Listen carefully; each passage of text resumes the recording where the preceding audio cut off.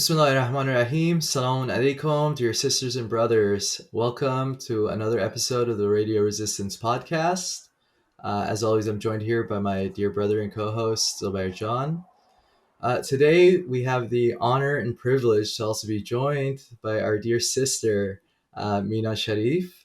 Um, Mina John is an Afghan raised in Canada who returned to Afghanistan in 2005 and since traveled extensively throughout the country. Her experience since then includes media training for street children, developing and disseminating public service campaigns, and um, directing and producing 2 seasons of Baghch-e-Simsim, the Afghan version of Sesame Street. She's the founder of Sisters for Sisters, a mentorship program for women and girls in marginalized communities. And Mina Jan has also developed and produced Voice of Afghan Youth, a TV and radio series highlighting the accomplishments of Afghan children throughout the country. Uh, Lastly, here on my end for a bio for Mina Jan, because there's a lot our dear sister does, but Mina Jan leads numerous volunteer aid efforts for Afghanistan. She also develops educational content to serve the Afghan diaspora. John, I know that doesn't do uh, justice for a proper bio for yourself. So I'll just go ahead and hand it over to you, please. Feel free to start from wherever, and as we progress through this episode, we'll Thank certainly you. have questions. Thank you. Thank you so much for having me too. I guess I'll just go with what I'm mostly asked, which would be my life would start with why did you go to Afghanistan? And I don't get where you're from. So I was born in Afghanistan, and I lived and grew up in Canada with my parents having, you know, been in taken us into exile, refugee life, familiar to a lot of diaspora. I grew up in Canada. I'll be honest, not very much, longing for Afghanistan as I'm growing up. I was quite content. I had a lot of cousins around me. I had aunts and uncles. I was, I wouldn't say the most enthusiastic member of the Afghan diaspora community. I wasn't. I spent time with my family. I didn't really go to, concerts and things like that. So I didn't really, really feel the missing link. I thought one day if I can, I will. That's how I grew up. I was happy. And then in 2005, there was an opportunity completely by chance to go and volunteer with an NGO called Impacts, um, and work with women managed radio stations throughout the country. This is the most important part of the story because I didn't actually still want to go. I thought, like, oh, 6 months sounds intimidating. My parents said, uh, yeah, maybe do some other way, go visit or something. But when I called back to tell them that I didn't want to take the volunteer position, 6 months seems long. They told me I was the first Afghan who had ever applied. So then I had like some ghairat, and I thought, no, we can't have other people volunteering and no Afghan involved whatsoever. So although I was intimidated, I didn't think I had the language skills. I didn't think I had enough professional background experience. I'm in my early 20s. I mean, what am I going to teach anybody? But I went, and I have not looked back since. I ended up finishing that volunteer experience and then doing a lot more media work, some campaigns that involved working for MOI, MOD, not working for them directly, but campaigns that supported them. Um, and a lot of eventually I found my comfort zone in the more what I would say grassroots area of things. So small NGOs that helped me or allowed me to travel, and not with like big armored vehicles travel, like really just get in a Corolla. No one's really quite sure where I am. Go and travel. And that was the biggest blessing of my time. And here we are. I'm in Canada now.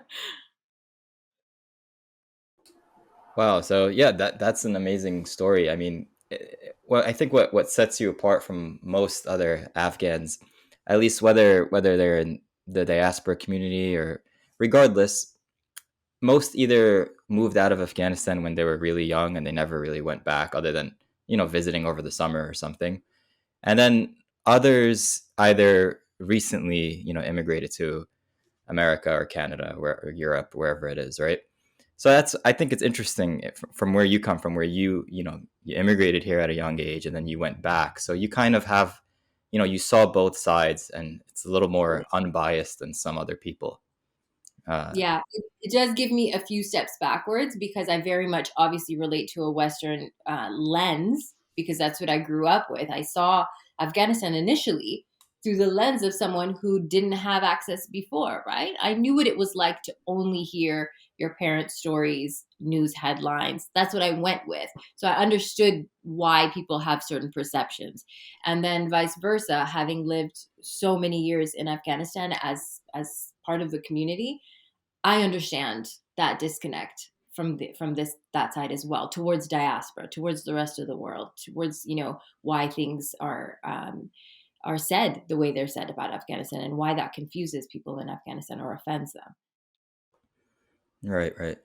Um, and then in regards to, I guess, what happened, well, obviously you saw what the last 20 years was like, but then what took place in, August 15th, 2021.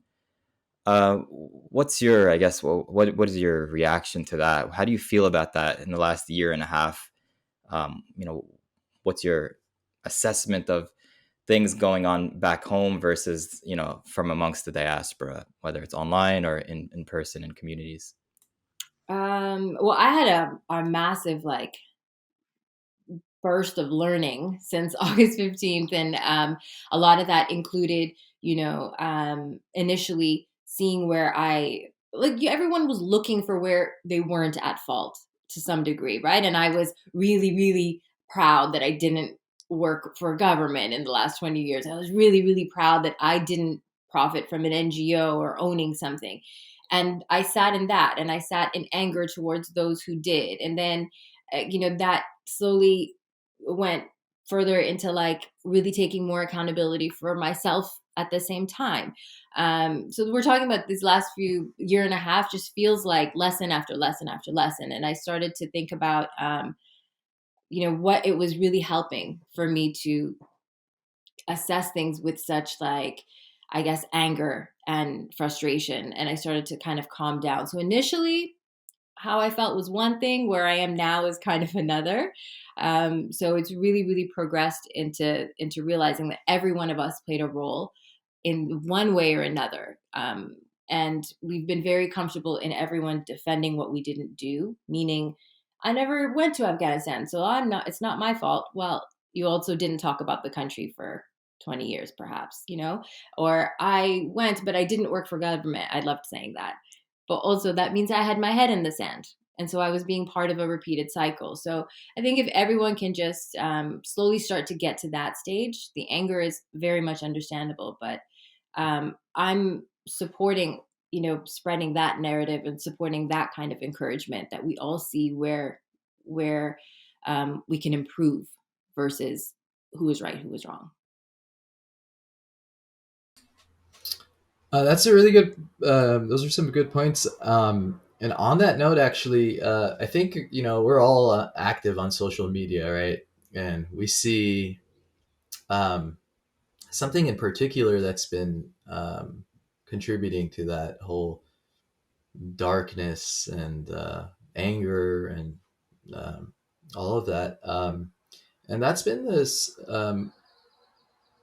ethnic discourse, but which in and of itself, isn't something that we should be shying away from. In fact, in my humble opinion, I think that's the most beautiful thing about our country, the fact that we're composed of so many different ethnic groups. But unfortunately, uh, it seems like for the most part, when it comes to ethnic discourse, it's primarily very divisive in nature as well, or not in nature, but that's what and how it's turned out to. You log on to whether it be Twitter or Instagram, this is all you're seeing nowadays. Um, was this a problem when you lived in Afghanistan uh, as Mm. well, or is this a recent and new phenomenon? So I wouldn't say it's new, and I wouldn't say it's accurate. in how it's reflected either. I think there's somewhere in the middle lies the truth. For me, I have to only speak from my lens, right? So I wasn't from. I'm not. I don't think I was ever immediately discriminated against by someone just looking at me or meeting me, and I understand that as a privilege that it is, in hindsight, right? Um, and I think I really felt I created a comfort for myself that really came with I don't mess with government. I know the problems are there. You could feel that as a citizen of the country, whether you were in an NGO or in a business or whatever. From outside, you always knew that the government and the system that it's created is not inclusive and diverse and never felt like it was. You knew that. But again, like I said, I created a comfort for myself by sort of avoiding that.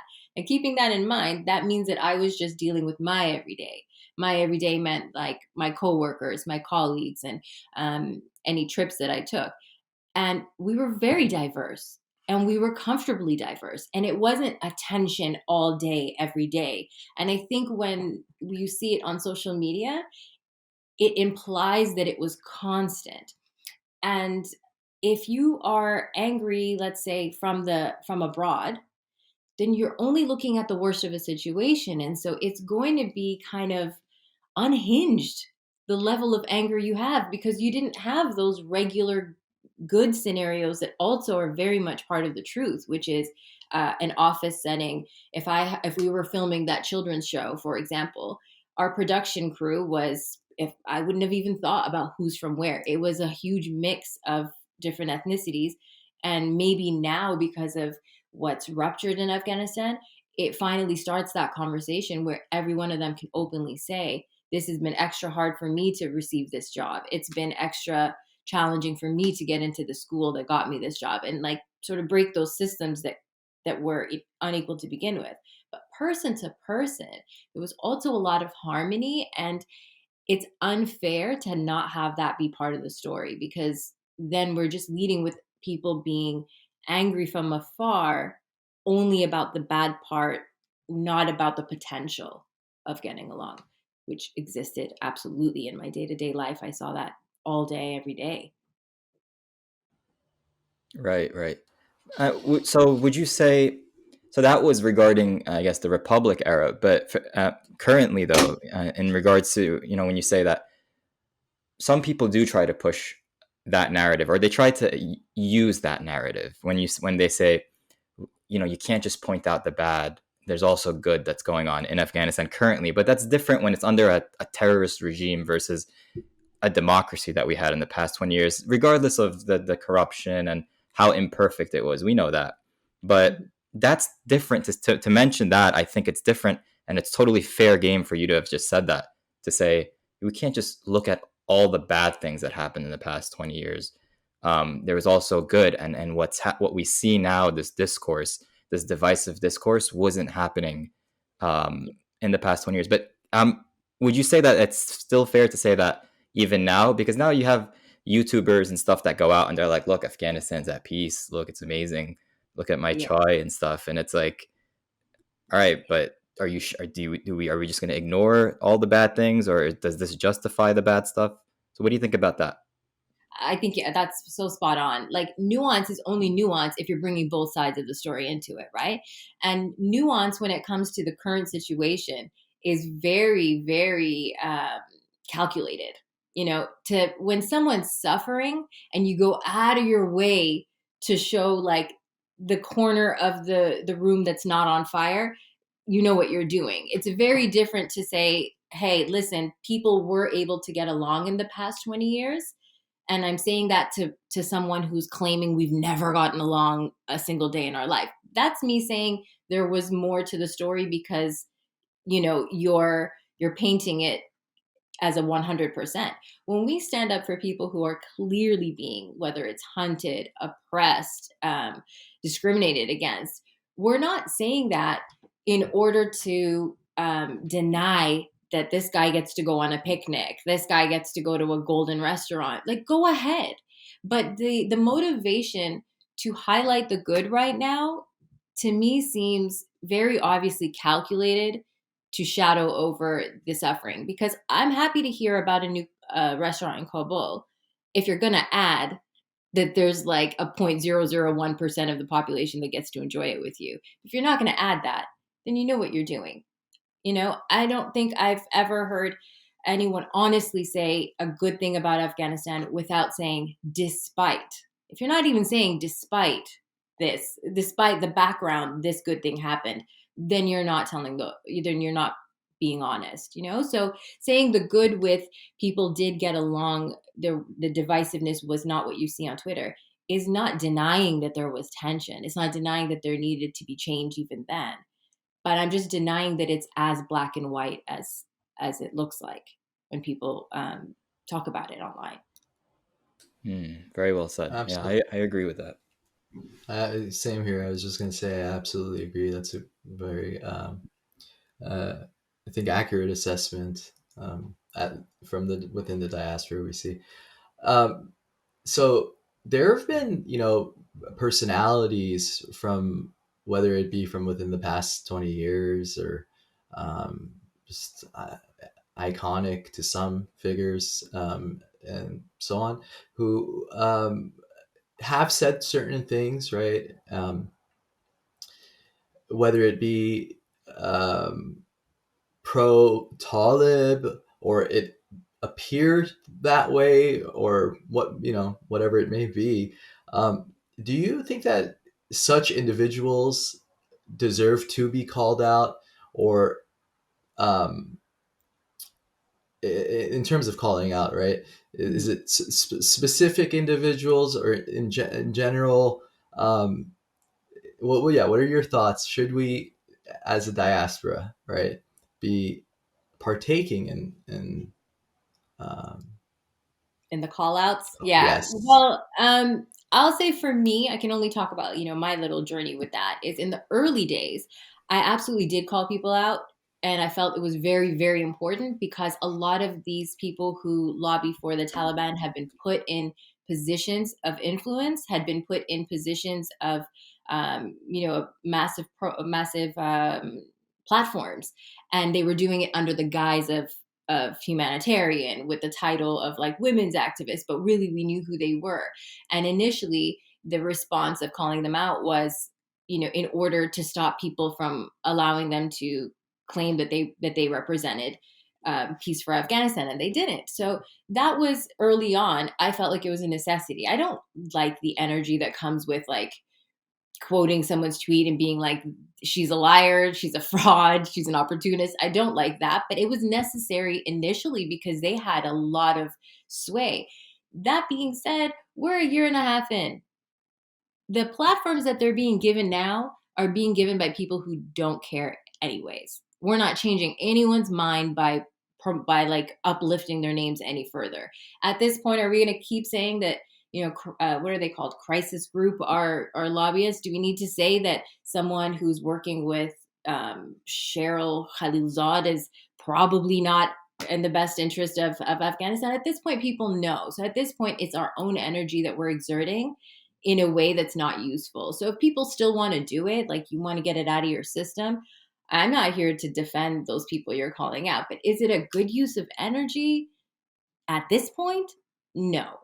You want to know what all your favorite singers think and feel, and it's that important to you, great. But for me, my priority is absolutely not lying in who thinks what. It's the cancel culture mentality is exhausting, and it's only worth it if it's going to stop if it's going to have an impact on the population of Afghanistan. At this point, it's not, in my opinion.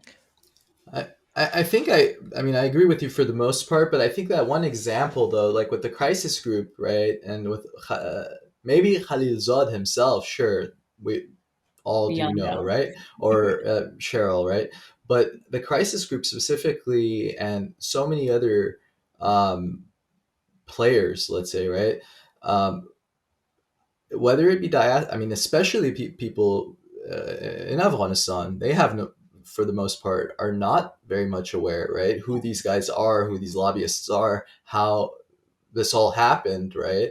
And so yeah, those individuals and groups, I do think that that's, that's kind of, it's Important to highlight. imp- I hear you. It to me is just, maybe again, I was speaking very personally where I don't have the energy to do that anymore. I I feel like understand. people know who they are. They were an example, and the thing with our population is we may be really trusting for at first because they're saying the right things, like, oh, people need their money back, that's their money. But after 5 minutes, 10 minutes, you realize they're not bringing up any of the suffering, they're not bringing up any of the ANDSF hunting, they're not bringing up anything about Hazaras or Panjshir or anything like that. Then our population is going to figure it out. I just can't use my energy to constantly say those guys aren't your friends at this point. As far as the Western platforms that they're given, we're just going to have to live with that. That's always been the case with people who want to speak to make to make a good opportunity for themselves. It's always been the case. It will always be the case. I agree. I agree. What I would add to that, this my personal opinion, is that, see, we have to pick and choose our battles, I would say, right? So if the person is significant, right? Because when someone important puts out a message that's problematic, right? That's a lie, that's something to deceive, let's say, the users on social media, right? The international community, those who are just watching, who might not be informed, then what happens is, if nobody says anything, then the common person that's like not informed, they might believe that. So there's nobody to fill that void of, mistruth, or misinformation. So I think it should be called out, but it should be done in a way that's constructive, not destructive, right? Because that's a lot of the times what we do is, first of all, we don't pick the right battles. Sometimes I think people will go after insignificant people. It's like, if you just didn't react to this loser, they would never have, their post wouldn't have gone viral, right? Mhm. They're a nobody and they're saying something that's nonsense. But if it's Yeah. someone like, if Khalilzad, or I don't know, if any member, any politician comes out, or someone with legitimate sway comes out and says something, no, it's okay. People who can do it properly should put them in their place. Even if it's everybody, let them do it. But then, like I said, when we go after insignificant people and we start deterring now, and we start making it about generalizations, and we start, just smearing everyone and saying your whole ethnic group is like this, you represent everyone, Mhm. then that's, what are we doing at this point? Now Yeah. you're creating more division than what you were trying to do, right? You're trying to bring a positive change. Now it's negative. Second of all, when everybody starts doing it, you start emboldening everyone else. Now we become like this mob.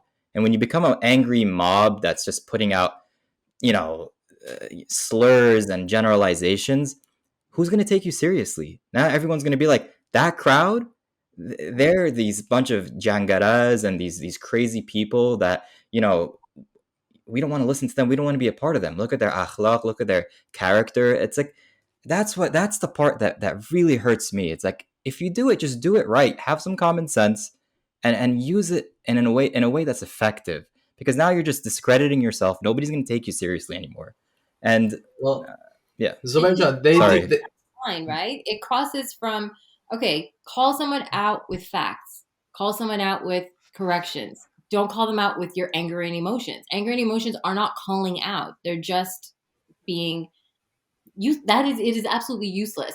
Oh, great for me to know that someone who's, has a problem against my entire ethnicity called me out by calling me my own ethnicity. That doesn't teach me anything. But if you come out and tell me that some certain fact I said, or I misquoted someone, or I'm like really fabricating a fact because you have the proof against it, you got me. But it's a matter of, you're not getting anyone with your tantrums. Tantrums look stupid.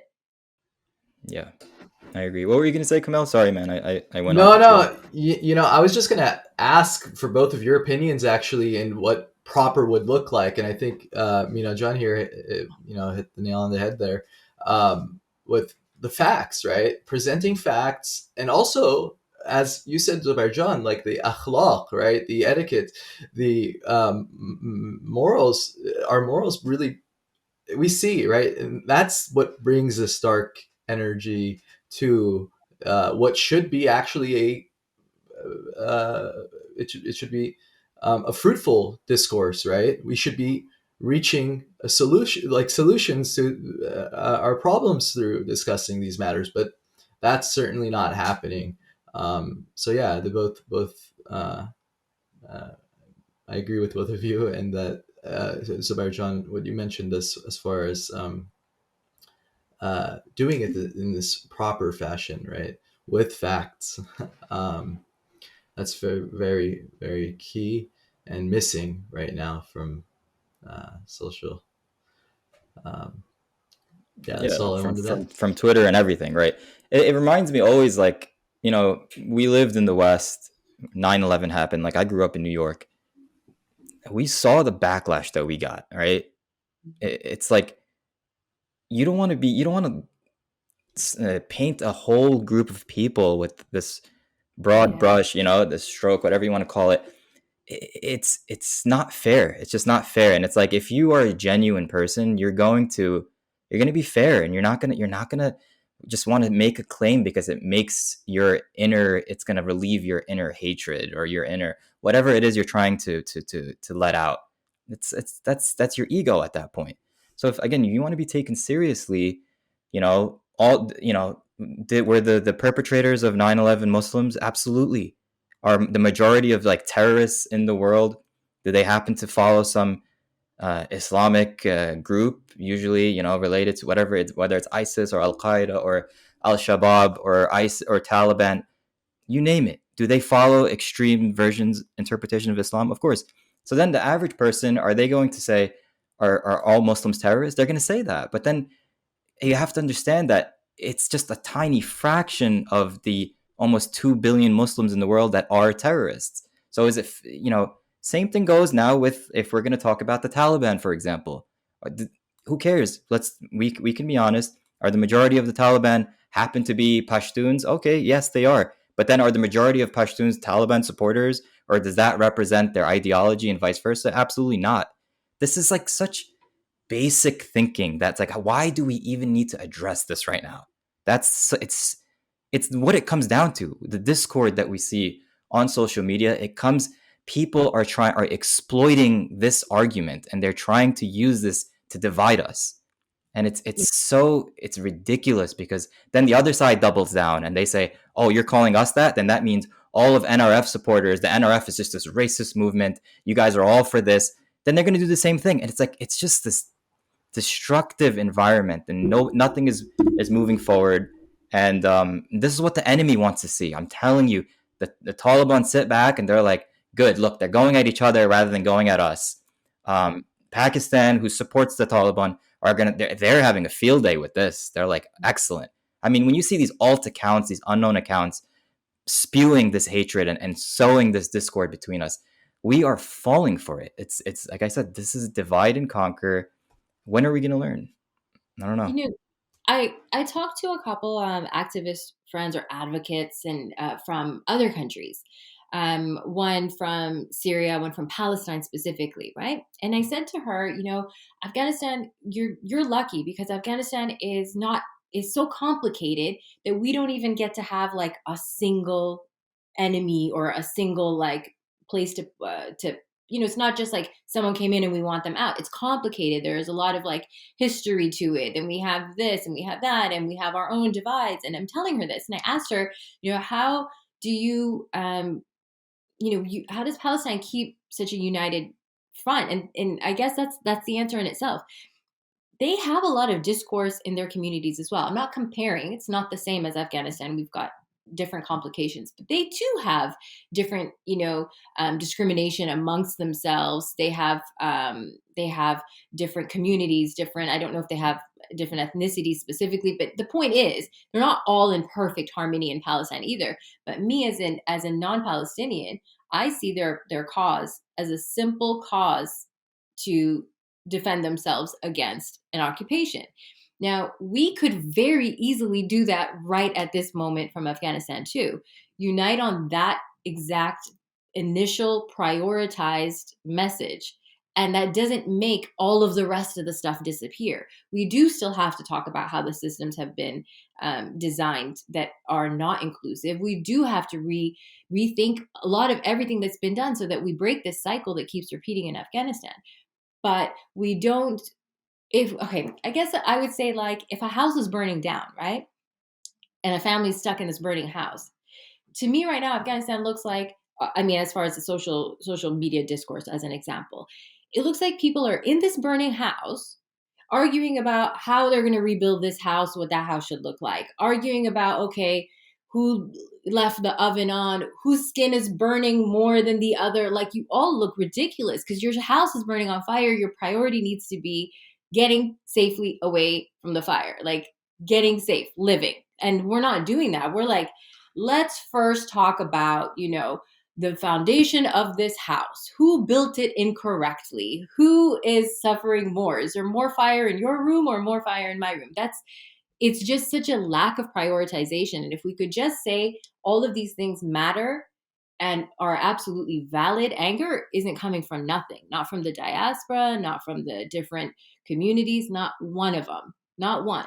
Pashtuns have their say about who suffered and they're not wrong. Hazaras have their say of who suffered and they're not wrong. Like, that all has to be discussed, but you have to get the country safe before you can talk about the rebuilding or the past. And that's what I'm having trouble understanding is the energy exerted into discussing past and future without addressing the present, which is the most urgent. As an engineer, that example is beautiful because I have brought this up so many times. I've used that exact example in it was altered a little bit. I used more technical terms like, we have this plot of land, right? And it's like, we don't even have the permit to build yet. And you guys are talking about, we're talking about the wrong things here. And it's common sense. And our priorities are not right. So I absolutely agree with you. And that's a perfect analogy. We can talk about the other things. It's not like we can't. They each have their own categories and we can discuss them.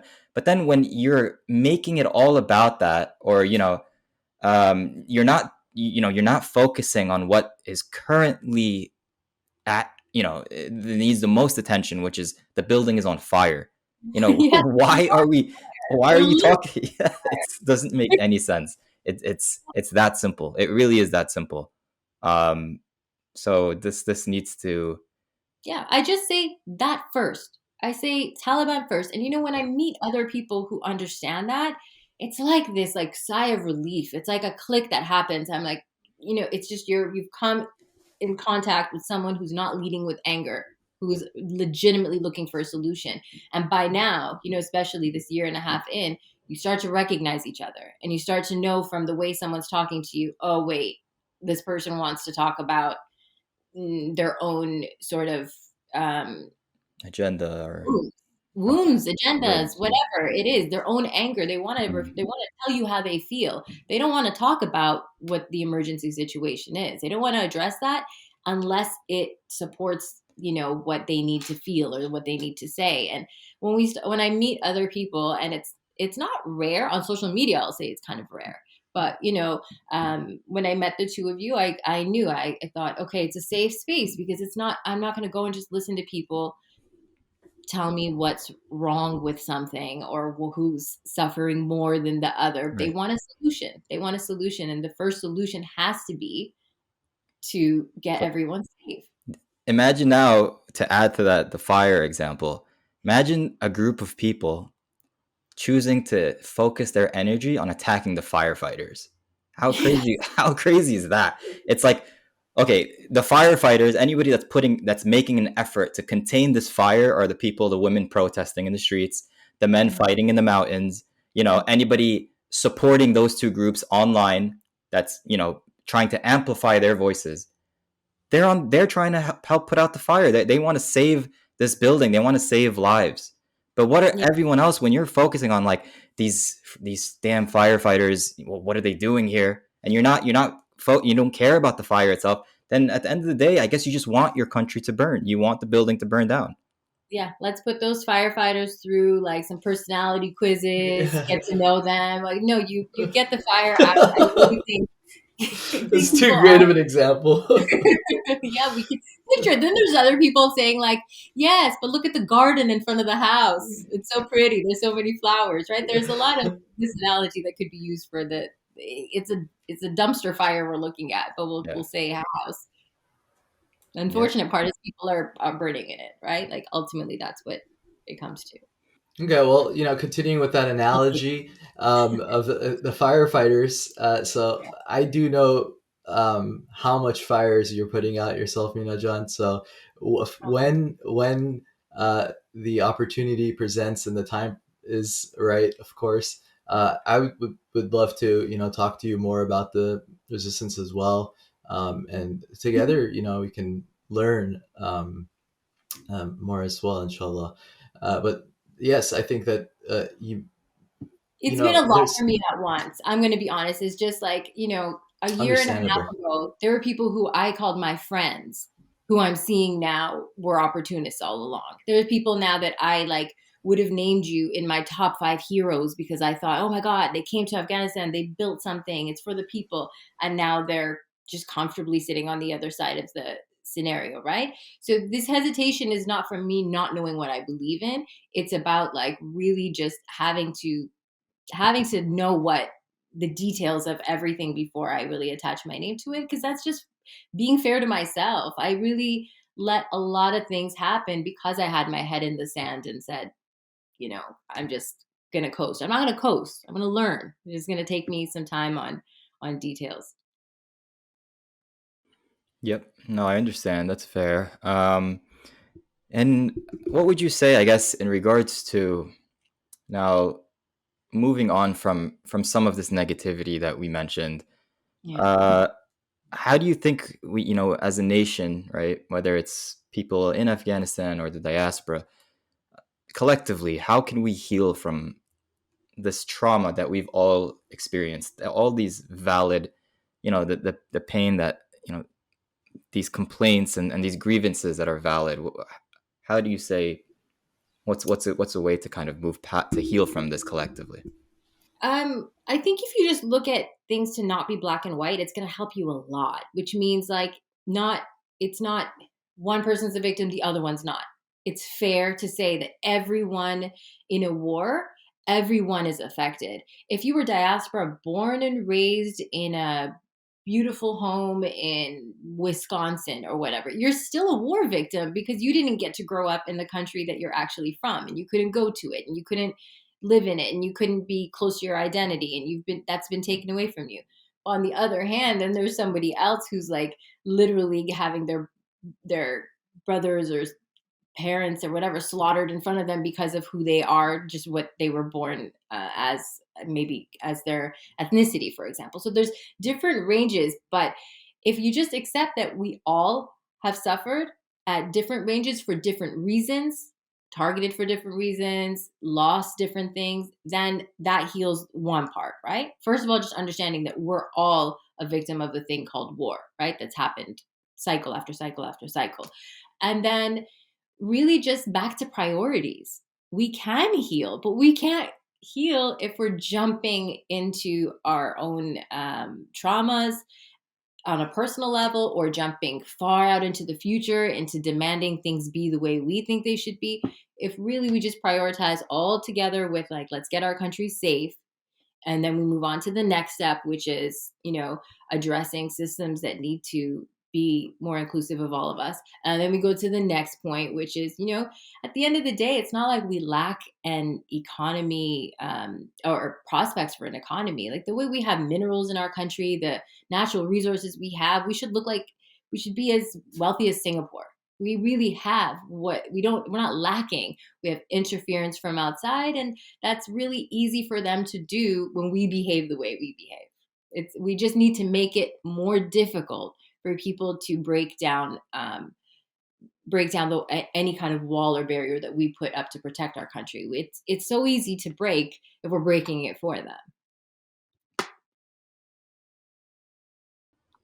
I Yep, couldn't have said it better in regards to collectively coming together and moving on, healing. It's gonna take time. I don't think this is something it's not gonna happen overnight.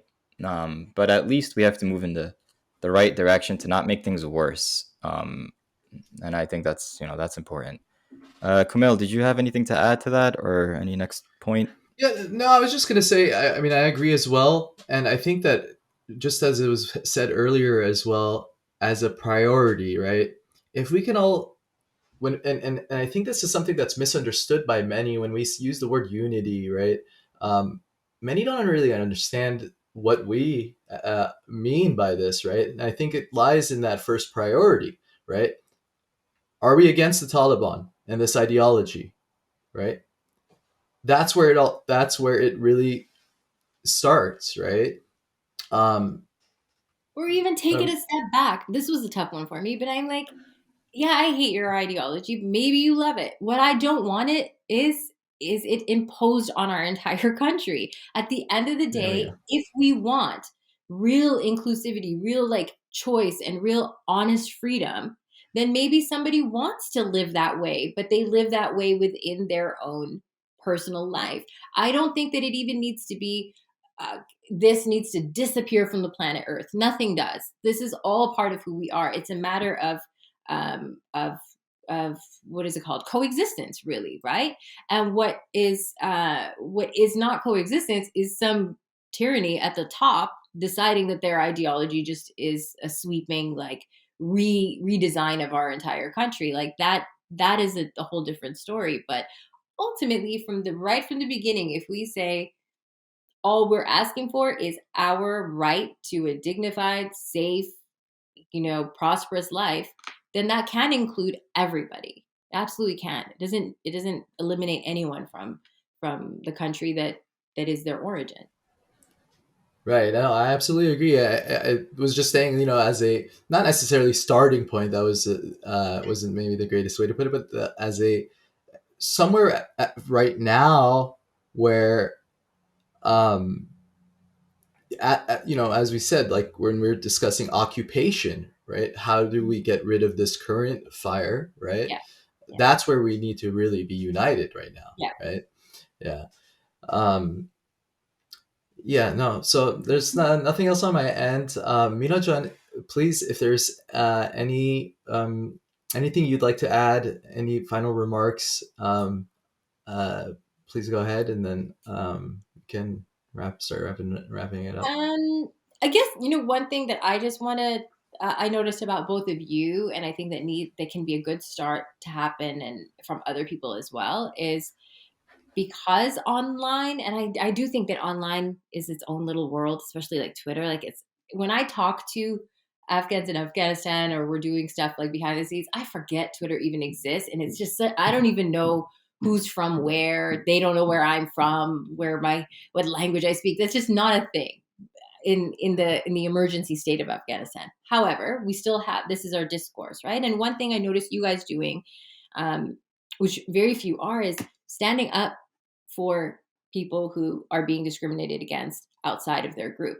That's an important step that really sets the stage for people to break out of something that they're hiding behind. A lot of people are hiding behind the comfort of um, what feels like unity to them, maybe for the first time in their life, is after August 15th, like, oh, I'm from this group, and we have this. I don't want to say victimhood in a negative way, because we are all. I'm not saying it as a complaint, but we all have different things we've suffered, and we're looking to bond with each other, right? And that's really it's like an innocent part of why we're divided. It's because we really did suffer within our own communities, and saying and bonding from that um, makes it easier to divide us too. So when someone from one group kind of stands up for another, or stands up for another, or stands up for another, that's like a really, really important part of this change of narrative, right? And I think that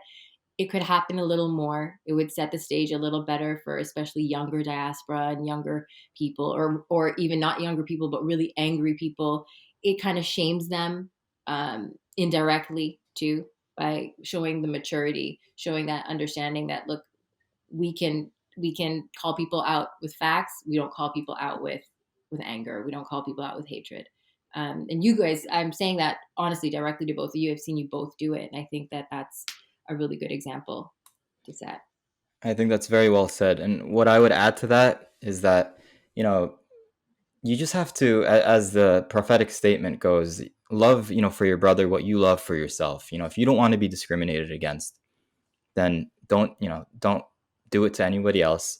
Stand up for them as you would want someone to stand up for yourself. We need to start meeting each other halfway. It can't just be like, look, I take a lot of heat. I'm not gonna lie. I'm not gonna say, and I'm not saying I'm better than anyone or anything, that I'm doing something that others aren't doing. But from a personal experience, I'm telling you, I do take a lot. I get made fun of. Kumail gets made fun of. We get mocked. We get, threats and everything that, like, oh, you're going against, just because we stood up for the other side because they were being mistreated, unfairly discriminated against. It's We like, relate. yeah, it's like, well, why are you guys doing this? It's like, well, we're not going to stoop down to your level of discrimination and hatred just to please you. Because and then in that sense, you lose whatever you want to call it, followers, popularity, whatever it is. It's not about that, and that's what everybody has to do. So when whatever ethnic group, if you see us standing up for you, meet us halfway, and you should do the same. If you see someone generalizing or saying something that's unfair, do the same thing. Call it out. Be vocal about it. It can't just be lip service or like an occasional like on and saying, "Oh yeah, I appreciate you being honest." No, like do the same. Pay it forward, and that's how we move forward. Otherwise, we're going to be stuck in this vicious cycle, and nothing's going to move forward. So that's all I Yeah, got. the courage is definitely going to come from, not only like speaking up for others, the combination of things, right? Like we got to do that. We got to be accountable for what we wish we could do differently and work towards doing that differently. Just we can't just sit and wait for someone that we agree with and go cheer them on, because that goes on forever. And in the meantime, while we're doing that, it's people who need us that are being ignored. That's it. I think you couldn't have said it better. So that's all from me. Camille, if you have anything to add, and I think we can wrap it up. Nope, nothing on my end. Just thank you, Mina John, for joining us today. Yeah, thank you. Thank Yeah, you for having me. I really appreciate it. And both of you, thank you for speaking up. We don't have to ever put a standard where we agree with each other on everything at every moment of time. I think that's important for people to keep in mind. We just like we say we get out of the burning house and we go from there, right? And then the discourse happens all over again. But step one, I'm so pleased to see like that you guys are focused on the no, thank safety you. of the people first. And I'm with you on that. Thank you. Okay. Appreciate you Thank for you as noticing. well. Thank you. Yeah. All right. And thank you for all of our dear subscribers and everyone who's tuned in. I know that you're involved with a lot of humanitarian work, right? And in when we do drop this episode, I'd like for us to include a link to the whichever of the causes, right? That Sure, yeah, sure. and I'll give you one. There's a couple, there's some we do just as they come. For example, somebody had passed in my family, and I mentioned to them, why don't you do your hideout in Afghanistan? So I'll arrange 4 people, whether it's my family or someone else, because I have the network that I've built over all these years in Afghanistan. We have volunteers there willing to mobilize and get those things done. And there are a few others. I'll send you one link that can get people access to all of them. all right. Thank you so much, then, John. Thank you Thank you all guys for for having me. I tuning appreciate it. in. We'll Thank see you. you guys on our next episode of the Radio Resistance Podcast. Tashakar.